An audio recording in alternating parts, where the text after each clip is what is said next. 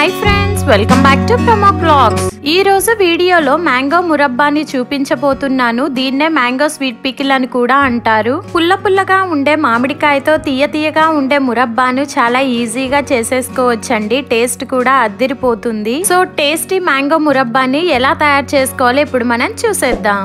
First time మీరు మా channel చూస్తున్నట్లయితే సబ్స్క్రైబ్ చేసి మమ్మల్ని సపోర్ట్ చేయండి.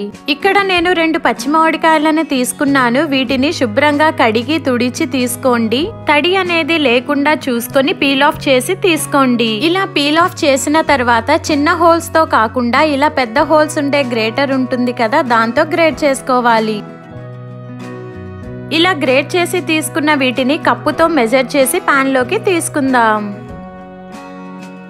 1 కప్పు, 2 కప్పులు. మనం తీసుకున్న మామిడి తురుము 2 కప్పుల వరకు వచ్చింది కదా, సో 1:1 రేషియోలో 2 కప్పుల పంచదారని యాడ్ చేసుకోవాలి. మామిడి తురుము పంచదార బాగా మిక్స్ అయ్యేలాగా కలుపుకోవాలి. ఇలా కలుపుకొని స్టవ్ మీద పెట్టి హై ఫ్లేమ్లో ఒక 5 నిమిషాలు తిప్పుకుంటూ ఉడికించాలి. చూడండి, కరిగిపోయే కొద్దీ పల్చగా తయారవుతుంది. ఫ్లేమ్ని మీడియంకి మార్చి తిప్పుకుంటూ ఉడికించండి.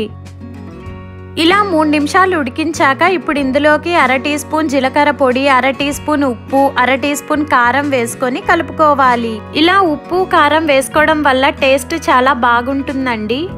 ఇలా కలుపుకున్న తర్వాత దగ్గర పడేంత వరకు తిప్పుకుంటూ ఉడికించాలి. చూడండి, ఆల్మోస్ట్ దగ్గర పడింది. పాన్ కి సపరేట్ అవుతుంది. తీగ పాకం వచ్చేంత వరకు తిప్పుకుంటూ ఉడికించండి. మధ్య మధ్యలో చెక్ చేసుకుంటూ ఉడికించండి.